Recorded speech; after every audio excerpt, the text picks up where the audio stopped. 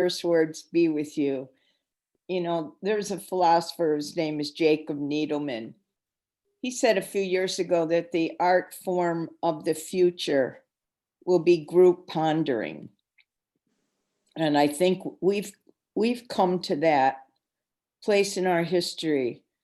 And I consider this, I hope this will be a group pondering where it's not just me, but that we have a chance to have it be us. Vessels of modern day revelation is how I think of ourselves. And the talk, I think we titled this talk, Becoming the Mystics and Prophets That We're Born to Be. And that kind of encapsulates the yin and the yang of the situation, where our interior world is the spiritual realm, and what happens inside this vessel is that we are able to connect with infinity.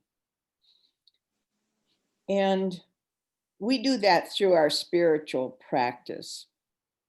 And I never had a spiritual, you know, I was in the convent for a while, because when I was in 6th grade, I became suicidal because I became aware that I was queer.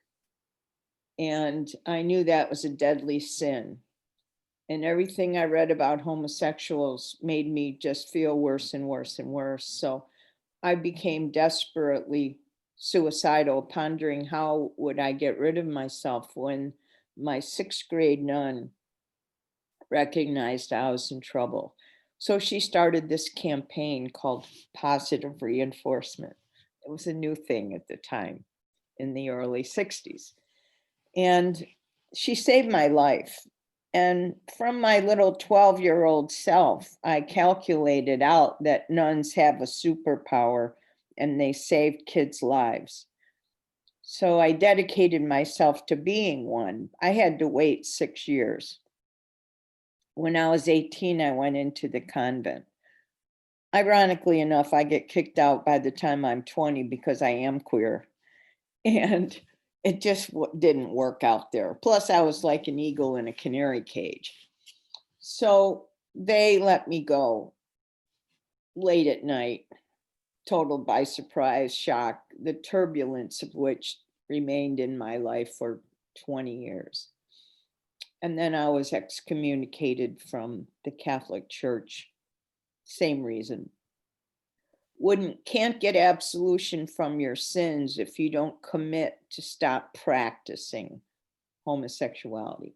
So there I am, this indoctrinated Catholic kid who's now banished from her community and her church, and soon to be her family, has to figure out how to create a spiritual life.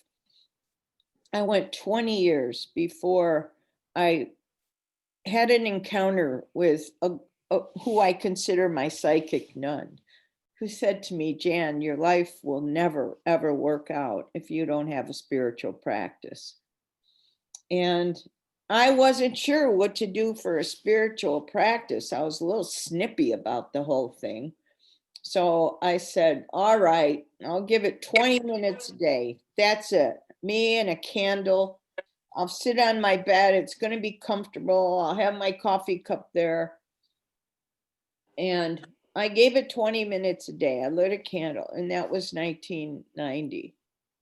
And the same thing happened this morning, only I had to get up early because of you all. So I had an alarm at 6 o'clock. I made my coffee. I lit my 2 candles. I sat in my bed. And for 20 minutes, you know, after my coffee's done, I try to dedicate about 20 minutes to just being a satellite dish for mind at large. And, you know, Emily Dickinson said, the only news I get is bulletins all day from immortality. And that's what it feels like to me. I often just go like this with my hands to acknowledge that I'm in receptive mode, that I'm receiving. the same broadcasts that are coming at us day and night, we're getting, I think, broadcasts from supreme intelligence. But when we're aware of it and when we're consciously receptive to it, that is the time you would call your spiritual practice. And I think that in order for us to have the extraordinary lives that we came here to have, that has to be a requirement, a minimum daily requirement. And I assume that all of us on this call, because we're the unity community, we know that. And for the most part, we're consistently true to that practice. So this is preaching to the choir. So I'm not going to go on about this much because I'm just trusting that you all do that. And those of you who don't have a consistent, committed practice, that I'm here to be that psychic nun for you and to say, honey, your life will never work out the way it's meant to work out if you do not have a spiritual practice that you're true to and committed to. And it can be anything, and it doesn't have to be painful. And actually, people say to me all the time, oh, I don't have time for a spiritual practice. It just slays me. I don't have time for a spiritual. It's like a mother saying to me after she's got a newborn baby, oh, I don't have time to feed my child. That's how deadly that sentence sounds to me. So, it's as if they think of it. It's like they're sitting in a chair in the corner being punished for those 20 minutes, when the reality of the situation is that's when our life breaks open. That's all heaven breaking loose time. So, that to me is becoming the mystics we're meant to be, because in that practice is when things happen, when communications occur to us, when there's a relationship that grows, just like in your marriages and in your domestic partnerships or everything else that we're in that involves intimacy. That time alone, it's not just the sex, although that's sweet. It's the time alone in our relationships where that intimacy grows. And that's the spiritual practice, that we have our time alone with that invisible dance partner who's always there in the midst and never can be seen. I'm a post theist, so I've outgrown my notion of a personal deity. And I work at that in my practice because I'm trying to imagine what used to be God as a person in a place out there in heavens, not the noun anymore, but the verb of the whole thing happening, and that I'm part of that verb. Yesterday, I had a thought that I'm God to my cells. How many trillion cells? 7 trillion cells. Who counts these things? I don't know, but something like 7 trillion cells in our bodies. To all those cells, when they call out to God, I'm their God. And so who's my God? It's like the same thing, invisible. They can't see me, but I wrap them up. I'm their safe container. And so in my workshops, I don't even let people use the word God, because that always sets us off in an image world that's conceptual. That doesn't help. So I think as spiritual leaders, building new spiritual evolutionary communities, it's good for us to not say the word God, because you don't know where that takes people. And if that takes people to that image on the Sistine Chapel, that's not helpful for these times. That old thinking, he's got the whole world in his hands. That's not good thinking for these times. I heard a congressman on C-SPAN a couple years ago say, it's blasphemous for us to give thought about climate change because that's in God's hands. That's a very dangerous sentence. And those people are sitting in seats in our Congress right now who believe that. So part of our good work as mystics is to be sure that we're true to a spiritual practice where we keep advancing our thought. You know, I started out practicing I started practicing atheism just to try it on because I'm trying to be as inclusive as I can be. So in my spiritual practice, I say, all right, it's on Wednesday. I'm going to try and practice atheism today so I could communicate in a way that delivers the goods, but it won't turn off people if they consider themselves atheists. So I'm just trying to learn a language, right? And I'm fully a believer in connectedness with invisible forces that are for our good, that are infinite and universal, that are ever creative, and it's a bubbling cauldron of creativity, and we're part of that. But right, mystics don't talk about those things. We're just too busy being in the world, doing our prophetic work in the world. So we're not usually the ones that are trying to have spiritual conversations. We're usually the ones with aprons and work boots on. We're usually the ones at the food banks handing out groceries, because the mystics really know that if it's good for me, it's good for you, that there is no distinction actually between one and the other. So to me, that's the essential ingredient, is to be sure that we're true to a practice. And mine now grows. Sometimes I'm in there for an hour before I come out because it feels so dang good just to be in that comfort, in that quiet, in that kind of pregnant silence where I'm aware something's trying to get said to me. And if I can roll my ears, I can hear it. So it's kind of like when you're committed to a workout practice, right? You go to the gym, used to in the old days. I just traded a bicycle for a treadmill because I have to reverse heart disease. And now if I can't go to a gym and I have balance issues because I can't walk for blah, blah, blah, blah reasons, then I have to have a treadmill. So now I'm looking at a treadmill, which ruins the feng shui in my office. But anyway, back to our prophetic lives.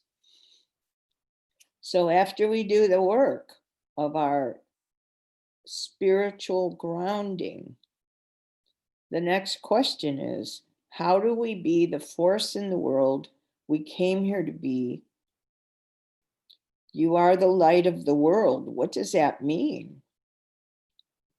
Because, you know, if you look at who are our masters, I think Jesus was a great master teacher. I think Buddha was a great master teacher. So Buddha was the one who encouraged us to do the contemplative work. So the last 10 minutes was Buddha talking. And now Jesus is the one who talks to us about doing the prophetic work in the world, which means it's in fulfillment of our call to be the light in the world. It doesn't mean, prophetic does not mean we're telling the future, we're prophesying. it does mean that we're the contemporary prophets of these times. And who was it, Melanie, who just is getting her book published with Hay House? That's a new sacred text. That's a prophetic piece of writing that's written for the body politic that will help every human who has it in her or his hands. So we have to get over that it sounds blasphemous to call ourselves a mystic or a prophet. We have to just step into the role. You don't refer to yourself as prophets, but I'm writing a memoir and I'm trying to figure out, well, I don't know, should you put mystic in the title or not? Because that sounds so prideful. But you want people to know that modern day mystics are all around us. What's it take to be a mystic? Nothing but, an unmediated relationship with what feels like divinity. Basically, that's the definition of a mystic, somebody who's in constant communication with infinity in an unmediated fashion. We know we don't need priests for anything. We have unity as ministers because it's nice to have someone in charge, but we don't need that for our own benefit. I say my prayers before I go to my unity church. I go there for my family, to meet with my buds, to have my kindred spirit relationship. So when you think about what is your prophetic work at this time, everything's changed since COVID, right? I try to be local, and I'm more of a global person, right? I've created an educational center in Nigeria where I made a peace pilgrimage around the world when Reagan was in charge, driving me crazy. I didn't know what to do. I'm an activist, so I have to act. And so nowadays, we have to, there's so many places that need us. You have to say, what's breaking my heart the most? And figure out with our COVID rules, where do we apply ourselves, right? I have a spiritual community of 9,000 people that I communicate to. Just this morning, I sent out it's called Bulletins from Immortality, because I love that line from Emily Dickinson. And it's a little segment from one of my books. And everybody, 9,000 people on my mailing list, those people are my community. And I hope you all get to be my community too by getting on my mailing list. But I communicate with them regularly, so I feel like I'm a priest of the imagination, and that's my political work as well, and that's my prophetic work. But on a local basis, what do we do where there's need, right? What do we do where there's need? I used to drive, it was like, oh my God, I live in a border town. We got border issues, with Trump and his wall and all that. So I started working for the Jewish Family Services because they have a program that helps migrants during their very tentative and sometimes long stays here while they're having to do all of their court cases. But that became untenable after COVID. So now I'm going to the San Diego Food Bank to see what's the best way for me to plug in there. But all of us have to ask ourselves the question, what is it that breaks my heart open the most? And what is my heart's desire? Because we have to have those two things come together in order to figure out what's our work, because it has to be joyful. You can't sign up for something that's not fun. So you look at your heart's desire and you say, what do I love doing? Oh, I love traveling, or I love writing, or I love tennis, I love golf. And then you say, what's breaking my heart the most? For me, I'll tell you lately, it's the rainforest burning down there in the Amazon. You can't, I was really worried about the polar bears, so I took a trip to polar bear land to see them probably 5 or 6 years ago. They looked healthy and strong to me then. I took a million pictures of polar bears up there in Hudson Bay. But the other day I saw a picture of a polar bear and it was really thin and scrawny and made me nervous. So where our heart breaks open, that's the thing we figure out. I'll commit myself to that thing. And if you're a writer, you write about it. Or if you're a poet, you make an anthology of poems.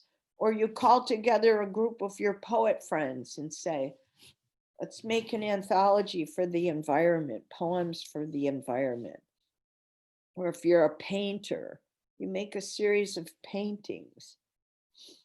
So always, it's what turns you on, what brings you joy, makes you happy. That's how you do your service. And what area of your service is determined by what it is that currently causes your heart to break open because this situation exists. You know, a few years ago, I went to 2010, that's a long time ago. I go to Nigeria because a Dominican nun asked me.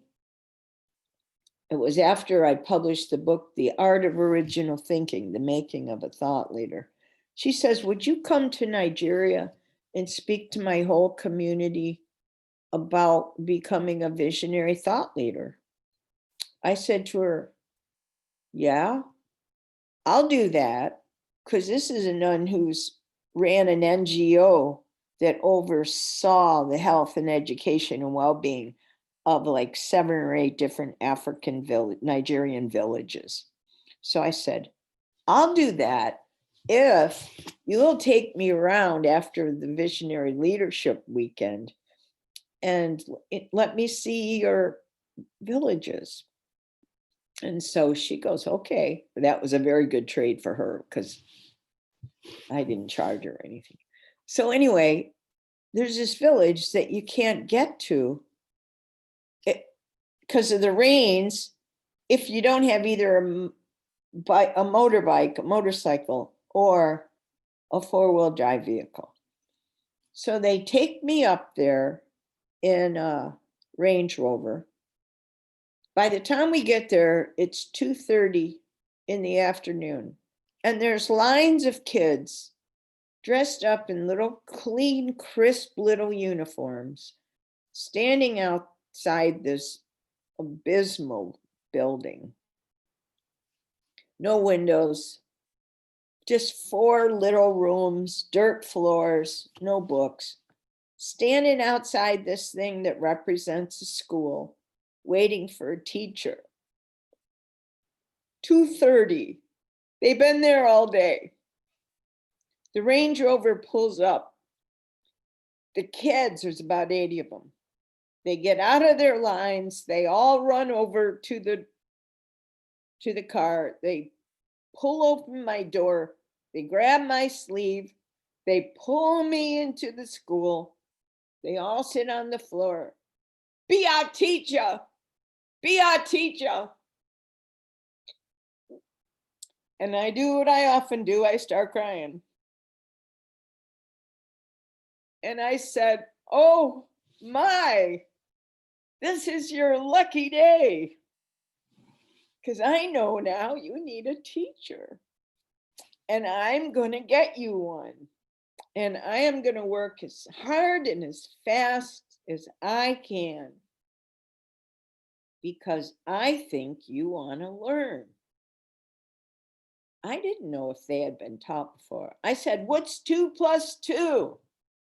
They say, 4. And I say, oh, to make it harder, what's 7 + 8?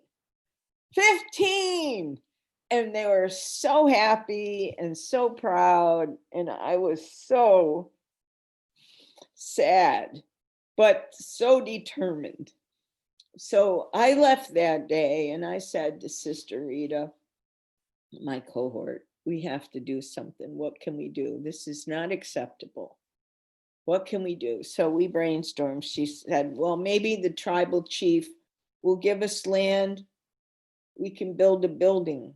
Because she said, the problem is the teachers can't make it in the rainy season and they get paid because there's so much nepotism here. And then they get paid whether they come or not. And then they just decide not to come. It's not a culture like American culture. And so women and men can't live together. And so we decided what we would create is an educational center with 2 apartments for teachers on both ends of the center. And the teachers could live right there. And if it was a man or a woman, it wouldn't matter. And so I left Nigeria and said, you get a quote to see how much it'll cost from an architect, because we went right to the tribal chief, told him the problem, and he said, I'll give you land. We went back to the villagers, called a village meeting and said, do you want this? Will you build this? And they said, yes, we want it. Yes, we'll build it. And so Sister Rita's job was get the quote, how much will it cost? And my job was to come home and start a nonprofit and raise the money. So I started the Living Kindness Foundation and I started raising money. Within a week, Rita email said $25,000. So cheap because there's no electricity or plumbing. $25,000. That within a year, I had that. Within 2 years, the whole place, the Living Kindness Educational Center, was up and running. Now there's 30 computers in there. It's solar powered. The next step is just to get Wi-Fi, but that's tricky. So they have all their little laptops. The kids use it. There's 2 teachers who live there full time. The adults use it. So that's what happens, because I cried that day and my heart broke open. And when that happens to us, shit happens. We make stuff happen because you can't stand to be so sad. And that's how our activism matters in the world. And it's related to our inner life. It's all the one thing. It's love in practice. It's light in practice. So that's what I feel about all of us, is that we're openings for events that give us opportunities to show up and to use our gifts. And all of us here on this call, we all have different gifts, but you have gifts. Even if it's a gift of cooking, baking pies, or a gift of gardening, or a gift of visiting the sick, all of us have different gifts. And all of us are being called to be extremely creative right now, because we can't be with each other. So in this isolation, we get to figure out, oh, I used to go visit the sick and the elderly and take them cookies. What do we do now? Right? How do we translate it so that we can obey COVID rules and still be prophetic actors on the stage? That's what I have to say this morning. And if we have a couple minutes, I'd like anybody to say something, or us to have any kind of a dialogue, or whatever you want. So it's not just me saying, do this, do that, da, da, da, da, but it's us saying, good for us. We just listened to somebody. We listened to one of us, and now some of us want to talk back, because that's group pondering. So is there anybody that wants to talk back? And if you do, just unmute yourself and then remute yourself when Jan is talking. So go ahead, anyone.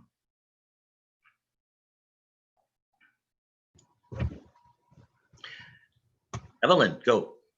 I want to say something about a chain of events. It does to demonstrate that it doesn't have to be a big, massive program. When I was in South Lake Tahoe, my friend Karen, who is on now with us, had a sign in her yard at the time when all the political signs were up. And my neighborhood, there was like a sign war for this one and that one. And so Karen had a sign that said a number of positive things, at least I consider them positive, like love is love, all lives are important, those kind of things.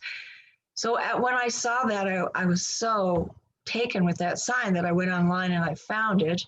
I found one similar and I bought it and put it in my yard. And a number of neighbors, when we would be outside, stopped by and told me how much they appreciated it. But the night of the election, I don't know if I've told anybody in this group about this, our doorbell rang about dinner time.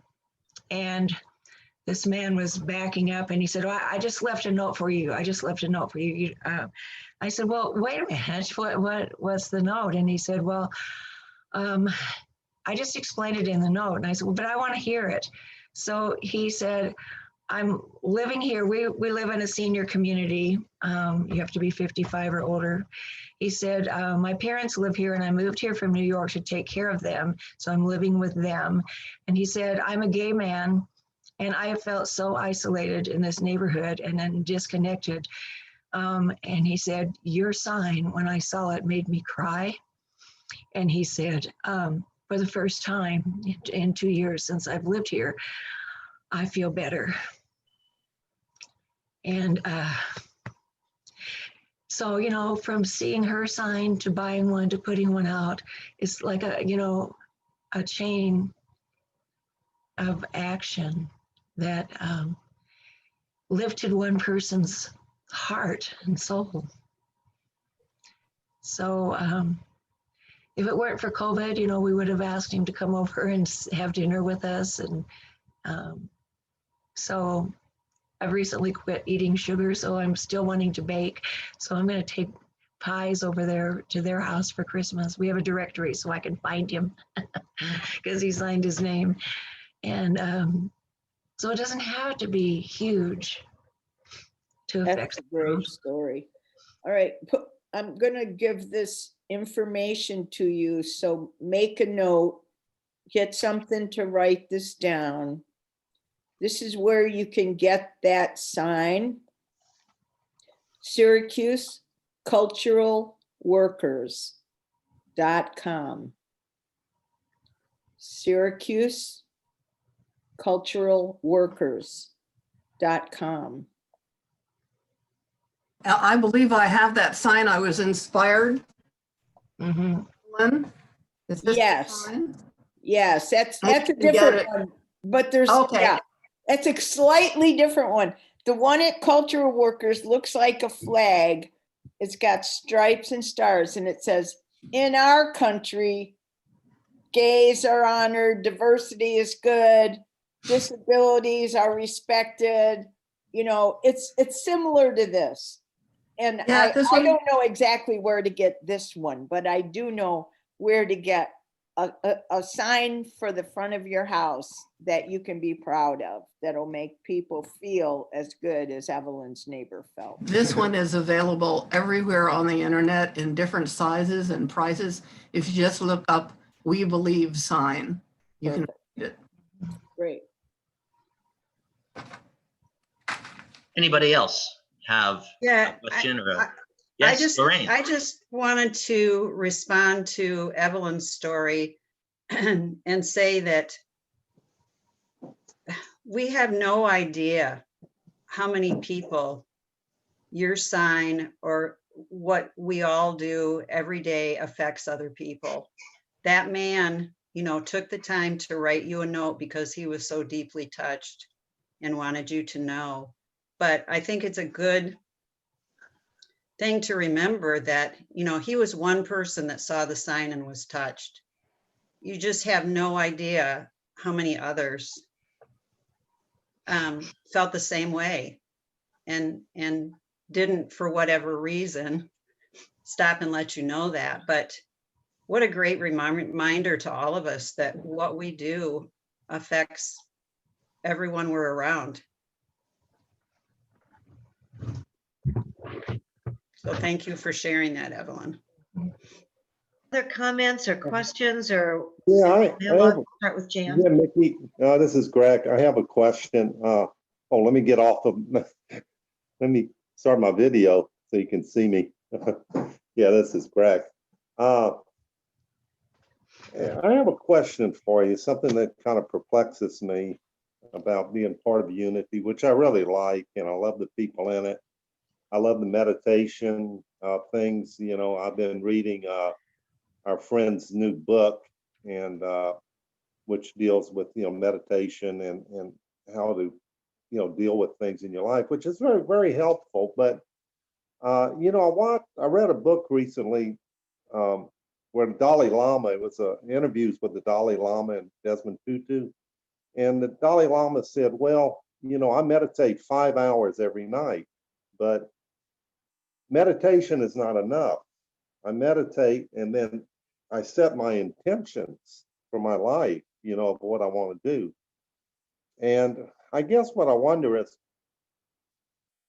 we emphasize getting along and being at peace and all, but also like, you put up a sign like that, some people aren't going to like it, and part of where does unity and our thinking fit as far as taking correct action and sometimes coming into conflict with other people, which is not peaceful.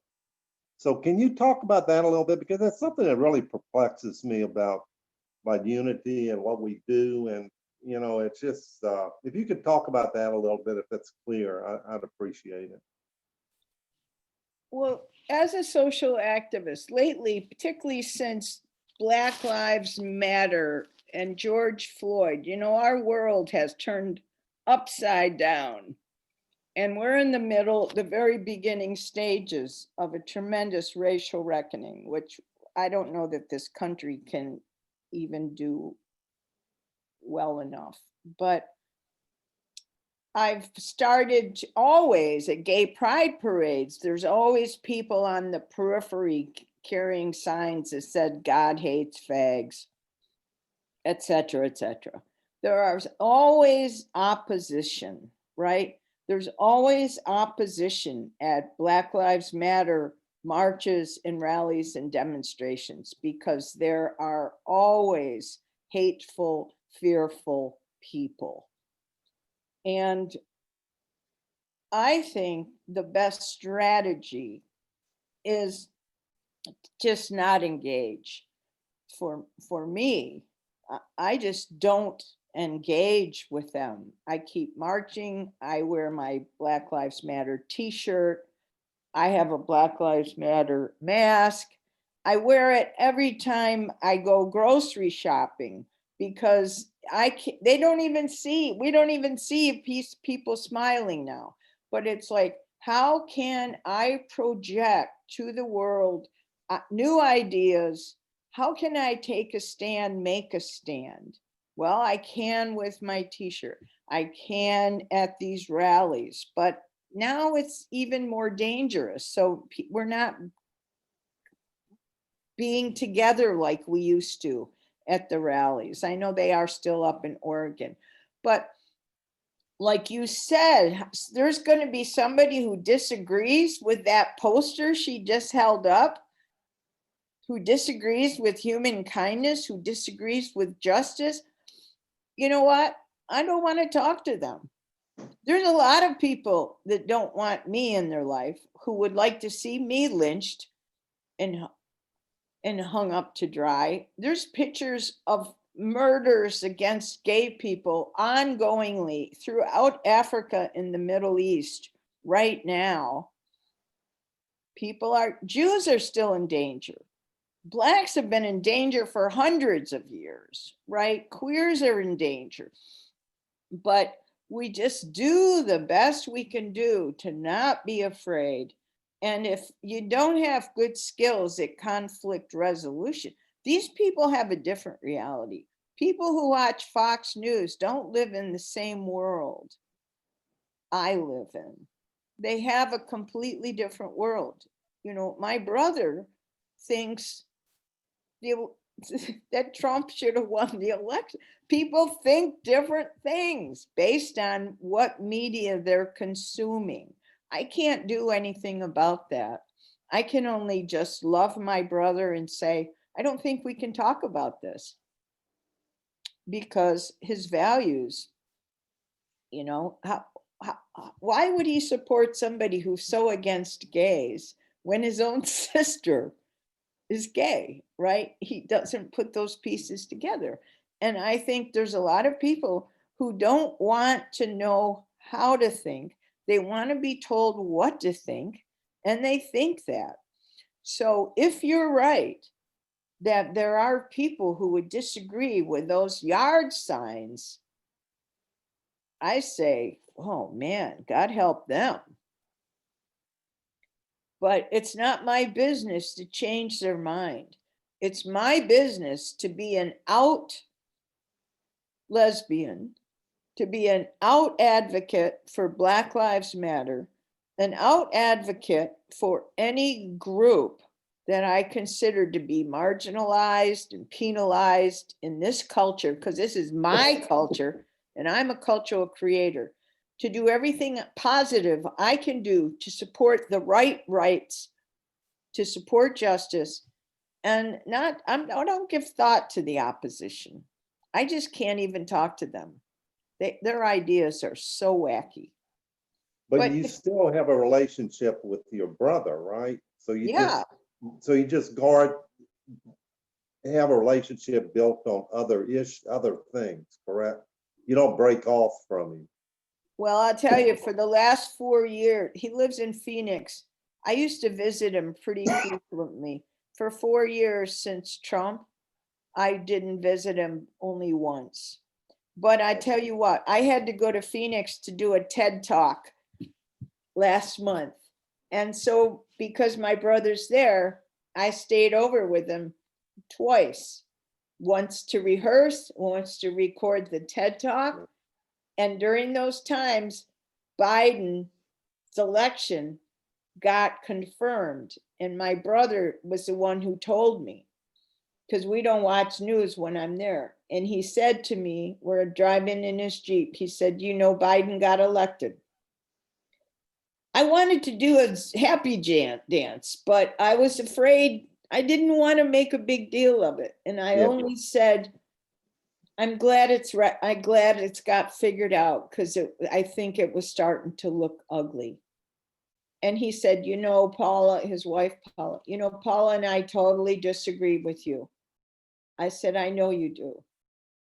He said, let's not open up the hornet's nest. And I said, yeah, let's not. So we don't talk about politics, and it's okay. And I know he's all for Trump, and he's all for, you know, he went to Phoenix because he doesn't like brown people. He wants it to be like, you know, the 1950s. He's one of those white men who's scared of women and people of color taking over. There's millions of them. They're scared stiff. They don't want to lose their power, that patriarchal power. But it's coming down because it has to.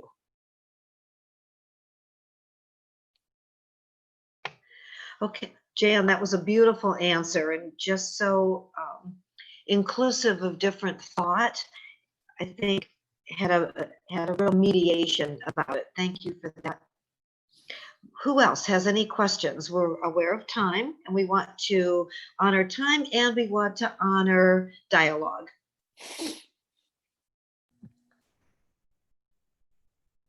I'd like to, Anybody? At all? Terry? first of all, Jan, I am such a polar bear fanatic. So, and to see and I've been a tree hugger since the 70s, you know. When I see the skinny polar bears they're losing their ice cap, they're losing their ability to live and to find food. It's just heartbreaking.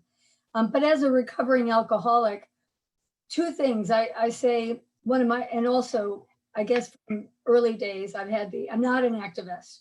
I am a communicator. And so I say to each his own. I'm not going to argue. I'm not going to debate. I'm not going to try to persuade someone to my perspective. I'm comfortable and convicted in my own feelings.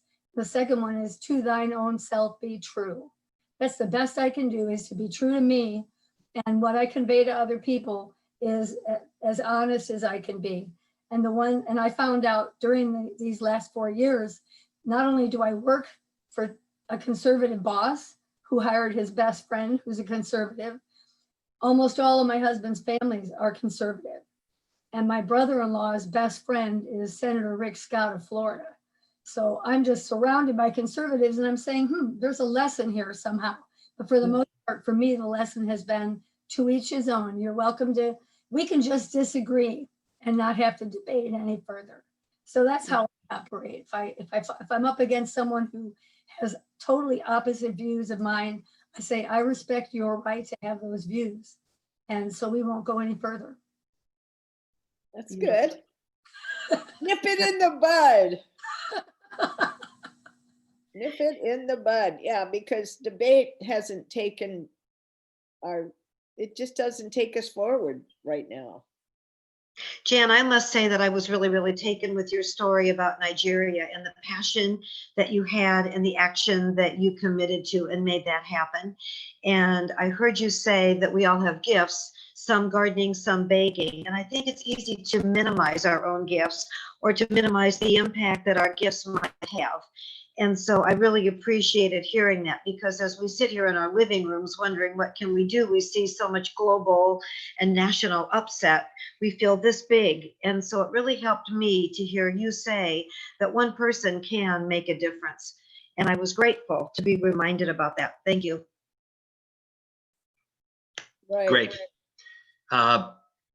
Thank you, Jan, for being with us today. Thank you so much. Extraordinary to hear. Yes. Yeah, everybody's Everybody's applauding. clapping. Oh, I just want to say then, get in my circle.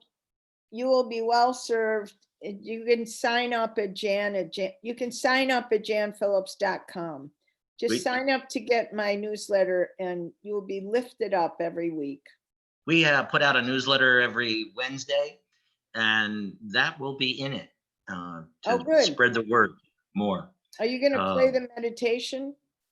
Well, We're running short of time, Jan, so Okay, good. we can't do that. It's okay. well, actually, what we'll do is post it Yes. on our Facebook page, and people will be able to see it that way. Okay. Because it truly is It's very beautiful. beautiful. Thank Um, you. Could we close the service like we normally do, and then during the time we normally just have chit chat discussion? Yes, Actually, no, and I'm sorry, I'm contradicting Jeff, No. because the evening people are staying afterward for the book study to set a beginning time and place. And then we also want to do that with some velocity so that people who want to watch the football game can do that. So good suggestion, Evelyn. And under other circumstances, absolutely. And I'm sorry, but because we have something else planned for after the service, we can't. I'm sorry. well, you didn't contradict me. That's okay. All right. We would So like I'll to. bow out. I guess I'll bow out and you No, can. you're welcome to You're stay. welcome to stay if you'd like, Jan, Absolutely. or welcome to leave, either way. What Yeah. happens next? Oh, We do a song and dance. we always want to ask all of these wonderful people here what's on their mind, what's of concern, what's of. Okay, I'll stay on. Good. Thank you. That would Go be great. ahead. Go So- ahead. So we call it community concerns, and and I'm not going to mess with the PowerPoint because it's being slow and stupid. So let's consider that it's up there, and we're asking you for anything that's on your mind or that you would like us to pray for. I've got something. Yes. I would Carrie. like you to pray for my cousin Gio, who has been he was in the ICU in Ohio for about 2 weeks and was totally unresponsive. And at one point, which I didn't know at the time, but I found out later from his brother, another cousin, that they thought he was not going to make it. And miraculously, about 5 days ago, he comes out of it and he's totally sharp. They really haven't been able to identify what was wrong. It's not COVID. He didn't have prior heart problems, but he's still in ICU. But John, my cousin John, was able to talk to him and have a great conversation. So we're thrilled that his head is still in a good place and he's sharp that way. So Good, for Gio would be very much appreciated. excellent. Thank you. Sure, Terry. I would like to ask for prayers for Lynn Bliss's sister. Remember last week, she asked for prayers for her brother-in-law, and you may or may not know that he did pass. Dan, I believe on Wednesday night, is that right? Sometime before Thursday. So prayers for Lynn's sister. Dan? Oh. I have And a, family. I have a concern for Sandy Seaton, who many of you know from the Unity community. She lost her husband, Bruce, a couple of months ago, and her son, Phil, has just been diagnosed with COVID, Oh. as underlying conditions of COPD. So his lungs are not in good condition already. So prayers for Sandy and her family. Okay. Those of you who don't think it's real, 4 couples that we know intimately have had children with COVID, adult children with the COVID in the last few months. So just keep that in mind when you're celebrating around Christmas. That's Thank it. you, Susan. Good reminder. Good. Anybody else? Who else could we pray for? Please, Evelyn. My husband, Richard, for radiant health. Radiant Health. All right. Okay, got it. Thank you. Anybody else? Anyone? Doug, did you have something? No? Okay. I just wanted to thank everybody for their prayers for my friend Dory. She did pass, so prayers to her family. She was an integral part of the grandkids and everything, so they're struggling at the moment. So Okay, Pat, thank you. We're sorry. Well, let's see if we can put up the prayer and get to it.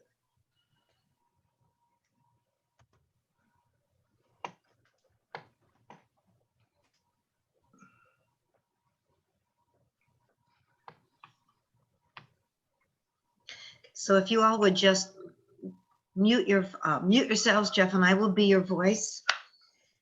Sorry. Well, it was working.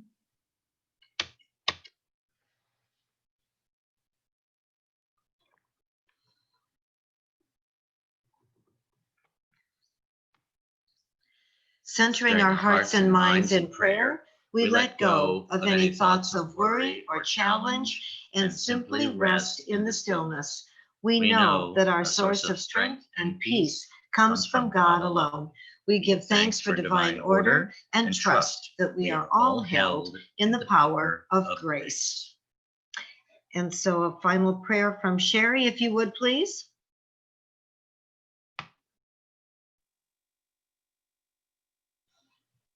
Sherry, unmute yourself.